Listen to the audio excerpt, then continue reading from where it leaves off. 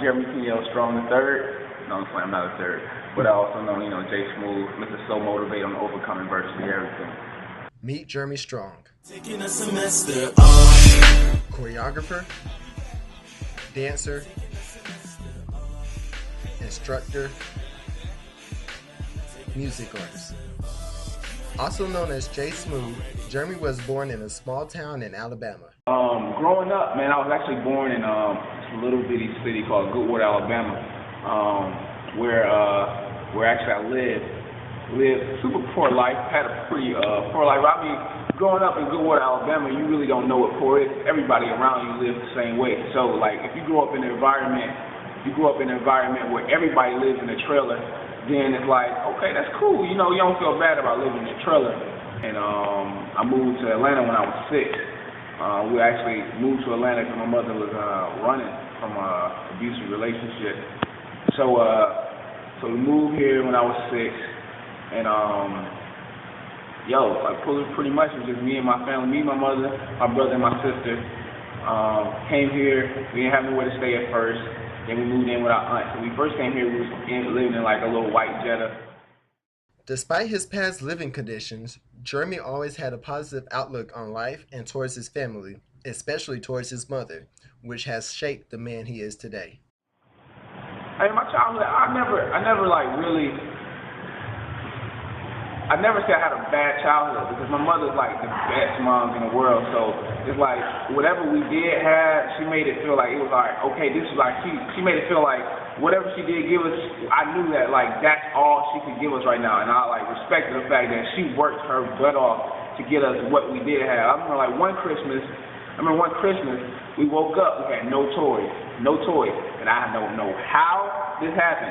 No toys. And later on, like around noon, my mom like pull up mad basketballs, footballs, baseballs. I'm like, yo, where did she get this stuff from? So I mean, it's just like you just appreciate like the little stuff. Like now, like it makes me like I'm a hard worker, and I think I get most of my hard work from my mother. She's really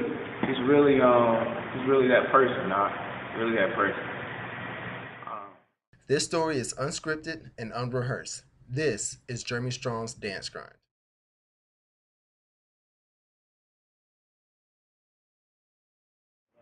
Worst women I've ever had. Why do you Christian? Christian competition. I didn't have a bad job. I was happy I was making money.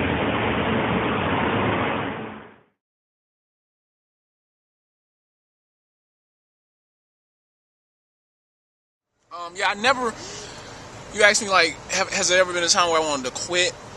Like I said, I never really ever wanted to quit dancing, but I'm a Christian, and what's so hard about being a Christian is like, it's hard to live both lives. It's like, you try and live right, but you're surrounded by negativity. Not really negativity, you're just surrounded by like, this industry is like a very harsh industry, and it's like, it's all about the money. It's all about the money. So it's like sometimes you lose the love of things when money gets involved. You lose. It's easy to lose. You lose the love of dance when it becomes just about the money. I think my crew kind of keeps me grounded because I think I'm really the only one that really stepped into the industry and was like, all right, I'm gonna just do this. I'm gonna do this, or whatever. I'm gonna go for this, go for that. But like trying to live like both of those lives and the politics behind like what goes on when you dancing for the industry, and you gotta look like this, and you gotta dance like this, and it's like you lose like everything that made you love dance. Like we used to do it because we just like love to do it. It's like, man, this is so fun. And I still like right now, sometimes I still lose those moments now. I still lose those moments where it's like, man, this is not really fun. I'm just doing this because of the paycheck. But I think it's only like a couple of people that's around me now. Like my crew, they keep me in love with. Like Cody, he keep me in love with. Like BJ, you keep me in love with. Like people that I see, like that's like, man, that's like he is dope. Like and just vibing around people. But like I said, I never really wanted to quit dance, but just get out of the industry. I think sometimes to this day, I still think about getting out of the industry. I just don't do it.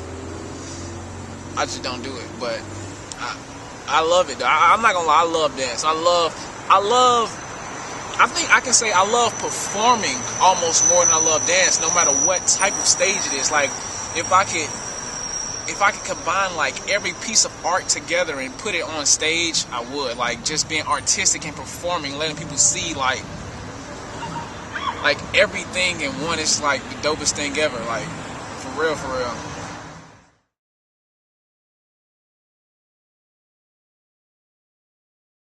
What's my dance grind?